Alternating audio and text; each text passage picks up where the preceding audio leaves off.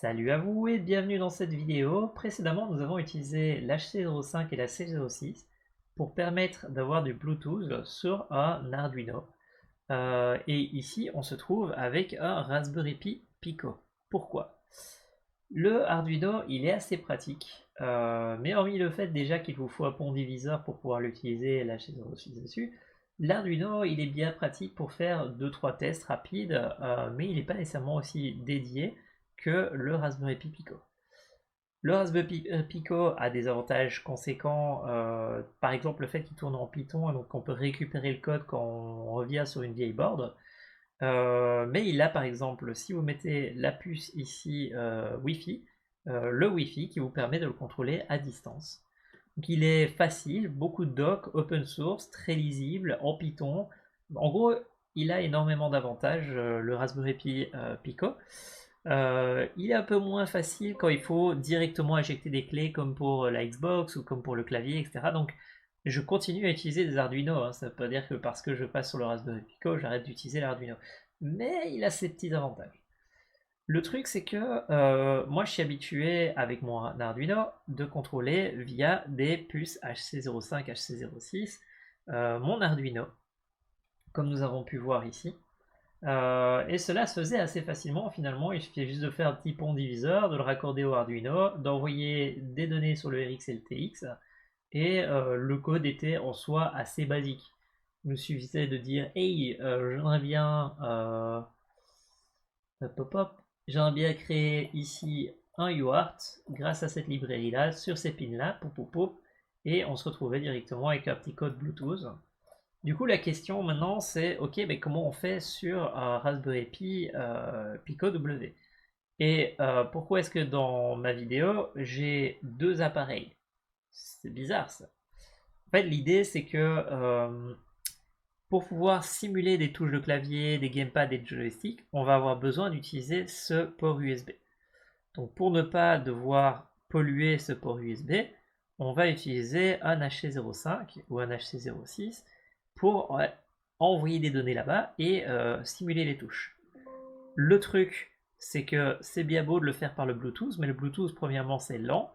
Et deuxièmement, des fois, quand vous voulez faire des débugages sur votre PC, vous n'avez pas envie d'avoir du Bluetooth, vous voulez juste débugger depuis votre PC. Donc, le TTL est tout aussi pratique que le Bluetooth. Les deux fonctionnent avec du UART, donc vous voyez qu'il y a juste des pins d'envoi et de réception, du courant et un truc pour stocker le courant, et pour faire disparaître le courant, et c'est bon.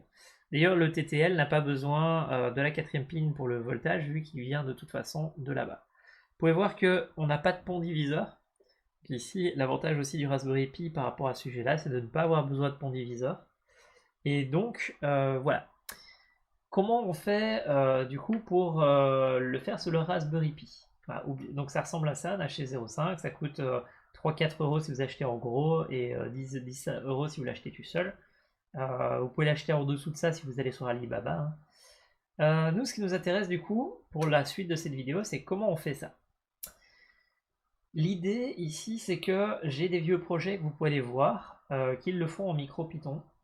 Un qui permet de contrôler des petites voitures comme celle-ci, et donc qui est basé sur vraiment ok comment on fait pour faire bouger ces voitures avec un relais en Raspberry Pi Pico micro, donc en micro Python. Le micro Python, c'est quelque chose qui est basé sur le Raspberry Pi ici, de base. Le truc, c'est qu'avec le micro Python, il est très facile à utiliser.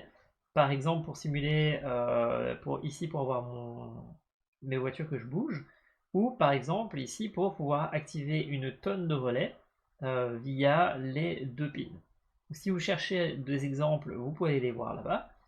Le truc, c'est que moi, je veux simuler des touches de clavier. Et pour simuler des touches de clavier, le circuit Python est mieux. Donc circuit Python, c'est Adafruit qui a fait ça. Bon. Voilà, c'est un site web où vous pouvez en fait télécharger un firmware spécifique à votre board, mais qui est dédié à rendre les choses plus simples et plus utilisables par l'entreprise Circuit Python, qui vend plein de hardware, de petits composants, de LED, de trucs et tout. Donc pour chacune des boards, ils ont un firmware spécifique qui permet de faciliter l'utilisation de MicroPython, en gros, si je dois résumer ça. Donc ici, nous pour notre Raspberry Pi W, on va aller sur la page qui s'appelle Pipico W.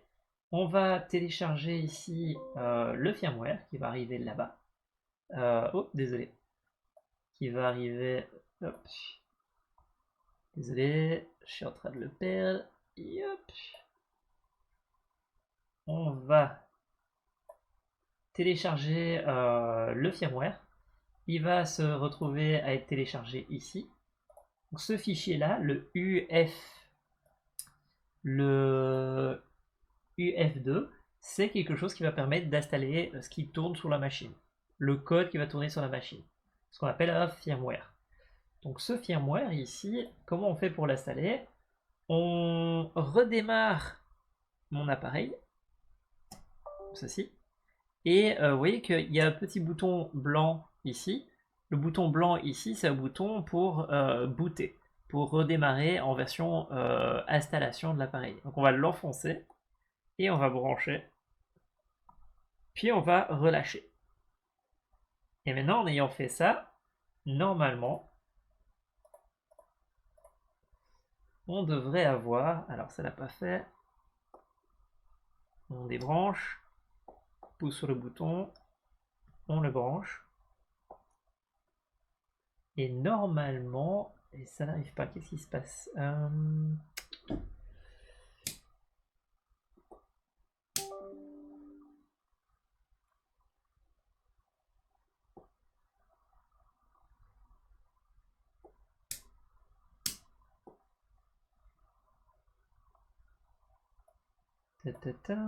Ah, peut-être parce que lui est branché. Voilà. Donc, on éteint et on redémarre en poussant sur le bouton là-bas. On a dit ce qui va apparaître qui s'appelle RP machin. Et ce truc-là, c'est en fait l'endroit où on peut installer les choses. Vous avez un peu de doc ici et si jamais vous avez besoin, donc si vous ouvrez là, pouf, il va vous envoyer vers Raspberry Pi, il va vous expliquer où est-ce que vous êtes qu'est-ce que vous êtes en train de faire. Ici, il faut déposer le fameux truc qu'on a téléchargé. Donc on va prendre la version de Adafruit, on la dépose ici. Voilà. On attend que ça se copie. Magnifique. C'est en train de se copier. Une fois que ce sera copié, il va redémarrer tout seul. Et il va installer le firmware. Voilà. Il vient de redémarrer et il vient d'installer le firmware sur la machine. Maintenant, vous pouvez voir qu'on a un truc qui s'appelle circuit Python D, dans lequel on peut aller éditer le code. Et alors, ici, ce qui se passe, c'est qu'à chaque fois que vous éditez ce code-là, le code va être redémarré, l'appareil va redémarrer et recharger le nouveau code. On aura besoin, nous, de deux codes. Un code qui s'appelle code Python, mais aussi un code ici qui va s'appeler boot PI. Il n'est pas nécessaire maintenant dans cet exercice-ci, mais vous allez comprendre que plus tard, il est nécessaire pour simuler des touches de clavier. Donc je le crée déjà à l'avance. Nous, ce qui nous intéresse, c'est ce qui est code dans code Python. Alors on va aller voir s'il a gardé en mémoire ce que je lui ai fait. Donc on va aller dans Tony. Yes.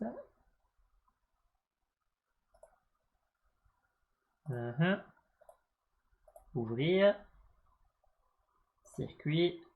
Code. Et il a gardé, normalement vous ce que vous aurez c'est juste à print hello world, c'est tout, si c'est la première fois que vous ouvrez votre appareil. Ici il a ouvert le code que j'avais mis précédemment dessus. Donc je vais faire play pour voir s'il fonctionne. Et ici on a un hello world, on a les informations. Alors ce code là, où est-ce que vous pouvez le trouver? Il est ici. Alors je vais peut-être le copier juste pour être sûr que ce soit le même. Il est à plusieurs endroits, mais si vous allez dans HC05TTL sur Hello Astray Input, vous cherchez un Pico machin, vous allez avoir ces trucs-là, vous allez avoir un petit peu d'infos, le code si vous voulez faire du MicroPython, et le code si vous voulez faire du circuit de Python. Donc je regarde si c'est le même. Ouais, ça a l'air d'être le même.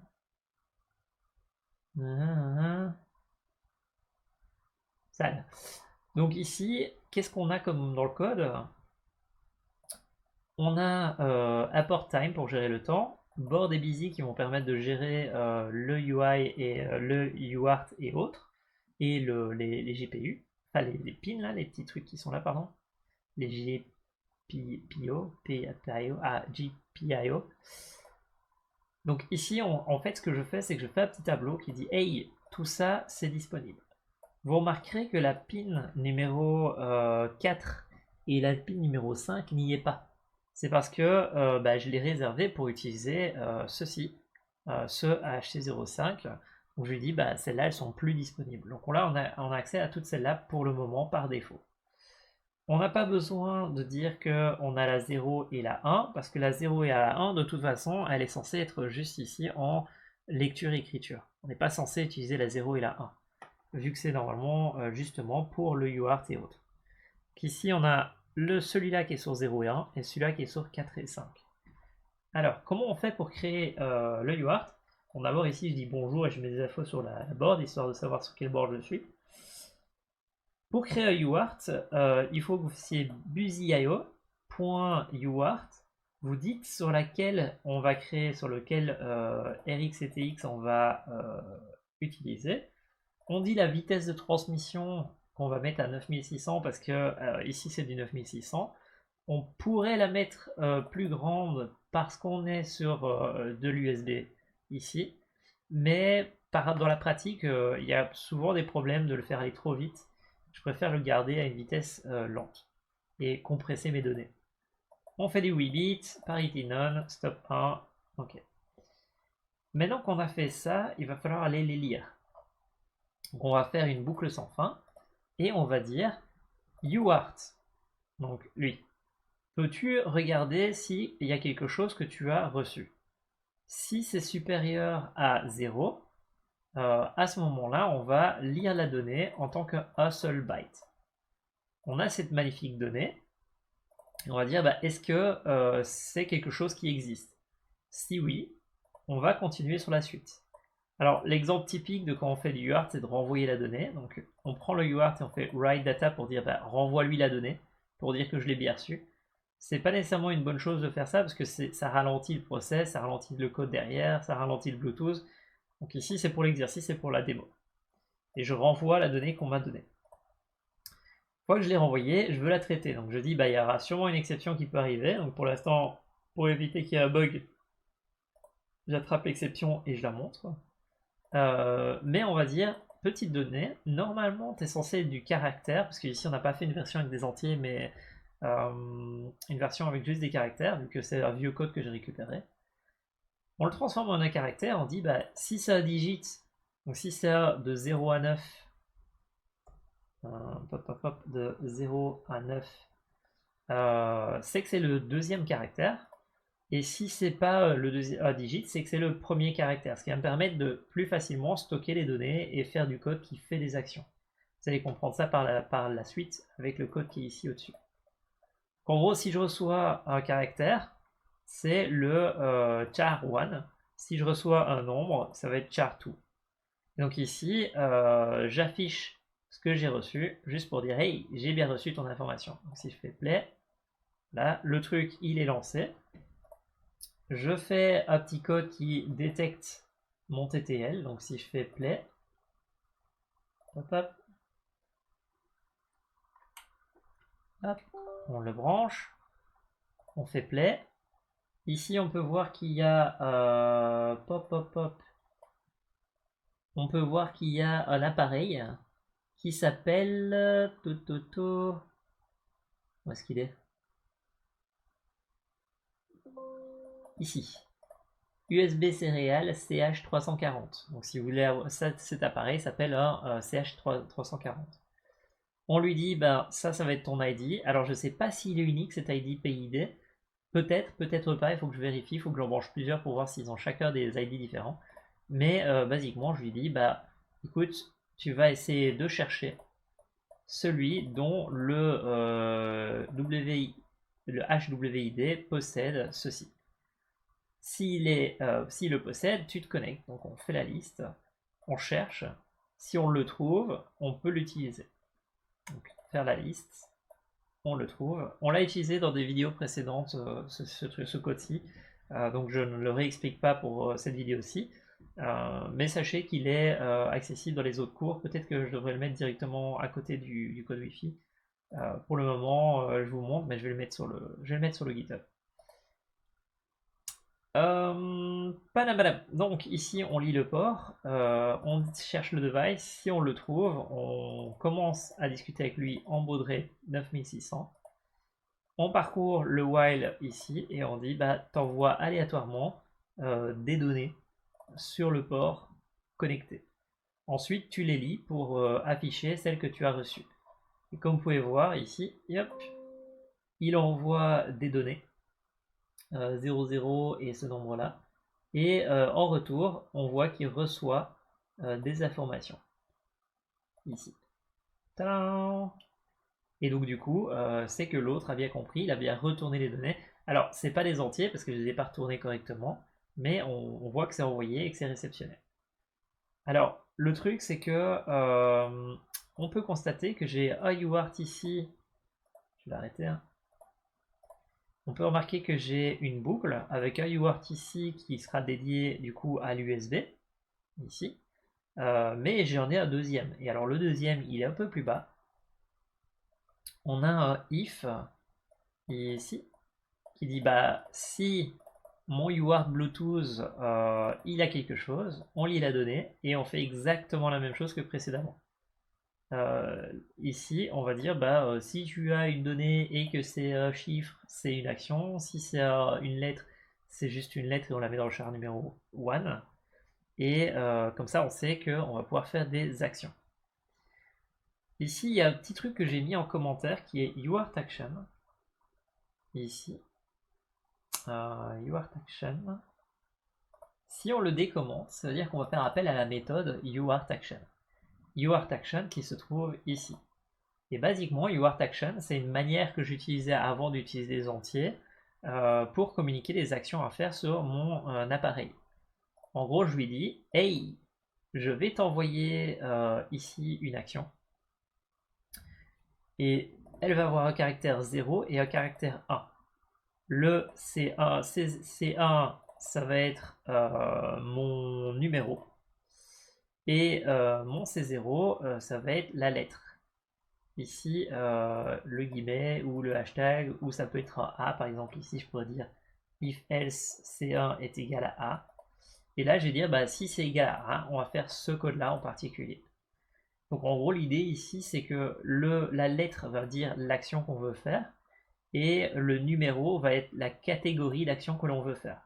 Ce qui veut dire que du coup, on a au total, on aurait ici 64, non, 24 x 24, on aurait 48 actions, 48 fois 10 actions. Donc ici, on aurait 480 possibilités.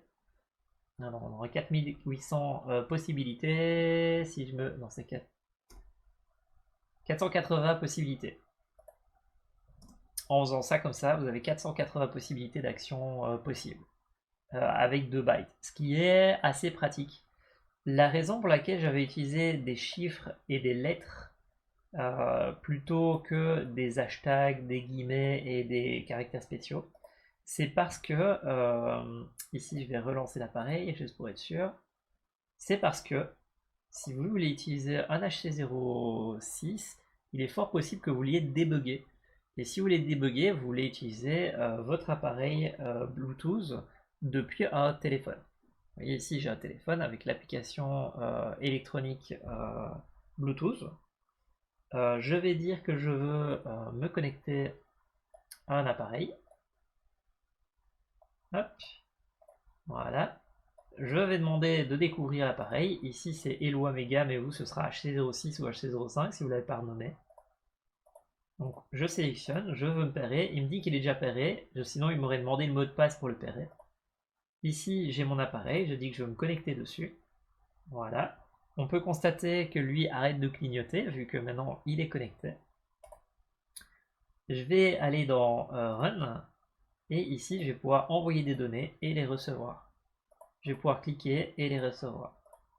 Vous voyez que ici, je clique, le Y majuscule est envoyé, je relâche, le Y minuscule est envoyé. Clique, le R majuscule est envoyé, le R minuscule est envoyé.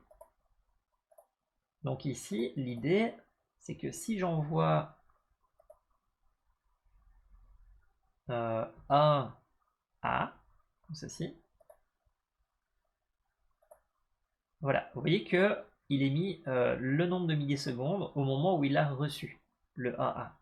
Parce que en fait, vu que le premier caractère est une lettre et que le deuxième caractère est un digit, un numéro, ah oui c'est vrai, on peut utiliser les chiffres aussi devant, il faut juste que le deuxième soit un numéro, mais je déconseille. Donc du coup, ici, vu que le deuxième c'est un numéro, il arrive dans UART Action, et on a ici le premier qui est une lettre, le deuxième qui est un numéro, et donc, pouf, il affiche le truc là-bas. Ce qui veut dire que maintenant, si je fais celui-ci et puis celui-ci, si je dis que C1 est égal à 1 et que C0 est égal à A, il aurait dû en fait afficher ici add code. Et il l'a pas fait. Print. Je crois qu'il l'a envoyé dans le sens inverse. Char1, C, Char2, Char1, non, c'est bon.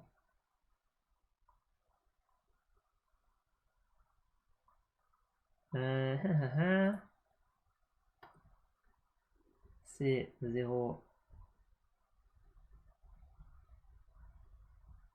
est égal à C0.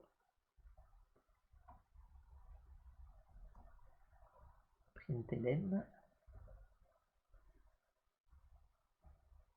Pas besoin de println en Python. C1 est égal à C1. Voilà, comme ça normalement on devrait pouvoir voir ce qu'on a reçu en plus du timestamp. Et alors ici, je vais mettre hello world. Hello world. Et je vais dire que si le caractère il est égal à A minuscule, by world. Sauvegarder. Je l'arrête, je le relance. Ok. Je vais sur ma tablette, j'écris des Y, j'écris des rouges. Je pousse sur envoyer. Et ici, il me dit que j'ai reçu un 1, un R et un 1. Pourquoi un R? Ah oui, parce que comme un con, sur ma tablette, j'ai écrit 1 au lieu de 1. 1, 1. Voilà. Ici, je reçois A1. Donc le deuxième c'est 1 et le premier c'est A. Donc on se retrouve dans le Hello World. Et donc maintenant, si on veut s'amuser, on crée ici un bouton. Ou un switch, c'est mieux. Switch. Voilà. On l'édite. On dit que ce bouton, il va écrire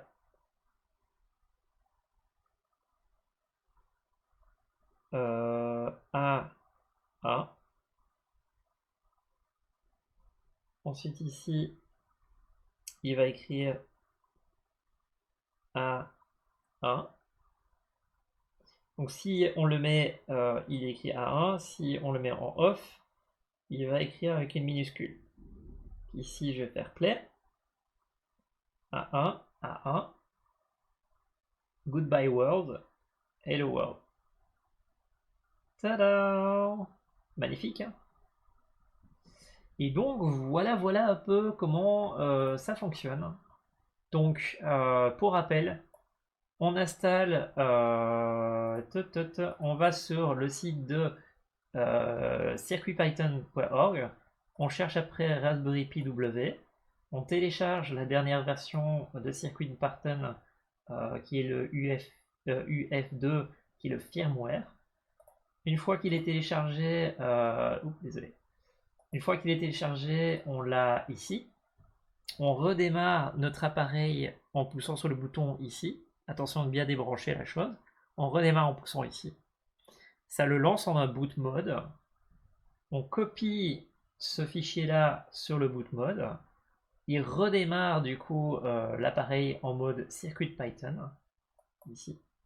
On va chercher le code de départ qui est sur Eloi HC06TL USB Raspberry Pi Pico sur le tuto ici de Hello Input. On vient chercher le code du circuit Python, on copie ça, qui va nous permettre de faire l'application. Donc pour rappel, on apporte, on déclare les pins qu'on va pouvoir utiliser, on dit bonjour, on crée les UART pour pouvoir faire les communications sur le 0, le 1, le 4 et le 5. Et une fois que c'est fait, on va dans le while et on écoute à ces données-là. Et puis là, c'est vous qui improvisez le code, mais c'est le code que je donne par défaut ici. Et basiquement, sur ce code-là, on va pouvoir faire des actions ici dans UARTAction. Et vous savez tout. On peut lire comme ceci et savoir s'il y en a qui attendent. Et on peut écrire comme ceci. Une fois que vous avez tout ça, vous avez tout ce qu'il vous faut. Si vous voulez utiliser l'application que j'ai utilisée, c'est Electronic Bluetooth, qui est là-bas. Non, c'est pas lui. C'est lui. C'est cette application-là que j'ai utilisée pour le Bluetooth. Et niveau du code Python que j'ai utilisé ici, je vais le copier. Je vais aller sur le tuto et le rajouter. Yap, yap, yap. Voilà. To interact with from computer. 1, 2, 3, TI. Voilà. On update le comment. Et donc voilà, vous avez le code qui est là-bas. Je le mettrai sur Git concrètement ici. En fait, sur mon ordinateur, j'ai ici un dossier qui s'appelle read hardware to ADEX integer. Et dans ce Git ici qui s'appelle comme ceci sur mes répertoires, il y a ça pour un peu tous les appareils. Et donc mon but c'est de faire en sorte de faire en sorte que ces appareils puissent envoyer des entiers pour ma boîte à outils. Et donc du coup je le fais pour tous les trucs que je possède. Donc ici dans Raspberry Pi Pico W, vous pouvez trouver la faute si vous voulez chercher la dernière version à jour et pas celle du wiki. Donc là on a le fameux code Python que je viens de vous envoyer et j'ai pas encore mis le code, ce code-ci que je vais pouvoir copier. Voilà.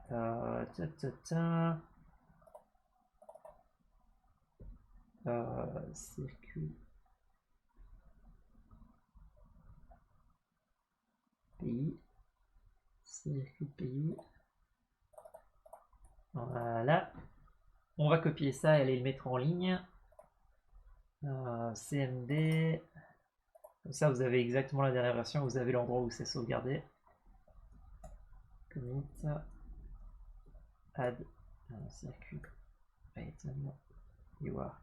Double. Code. Pull. Push. Et voilà, vous l'avez si vous le voulez, il est là-bas. Git remote-v, comme ça dans la vidéo vous avez le lien où aller. Donc c'est GitHub et l'Oastré, puis vous cherchez ce truc-ci. On part en ça du coup. Voilà. Et donc voilà, j'espère que vous avez appris plein de choses et que vous arriverez à pratiquer ce que je vous ai montré. Et voilà, si vous avez des questions, n'hésitez pas. Je suis pas un expert, hein. Je suis quelqu'un qui essaye jusqu'à ce que ça marche. Mais je suis pas nécessairement la meilleure personne pour parler de tous ces sujets-là. C'est quelque chose que je fais pas nécessairement souvent. Latest version of the code. Hop.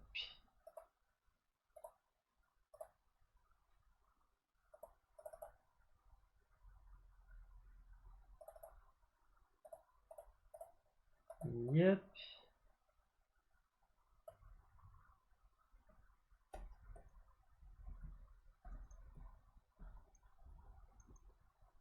Hop, plap, plap. Et voilà. Sur ce, je vous souhaite un joyeux amusement avec votre nouveau joujou qui va vous permettre de contrôler à distance en Bluetooth et depuis votre ordinateur des actions un peu partout. La suite des vidéos, ça va être des trucs beaucoup plus basiques que ça. Ça va vraiment être on lit des pins, on lit des boutons, on lit des joysticks et on envoie les données via Bluetooth ou via USB. On envoie ces données-là ailleurs. Le fait de simuler des touches et de simuler des joysticks font partie de l'exercice. Mais dans un premier temps, avant de commencer un exercice compliqué qui est comment on fait pour gérer un faux HID report, on va d'abord commencer sur quelque chose de très simple qui est, comme pour le Arduino, de la lecture de COM sur le TTL.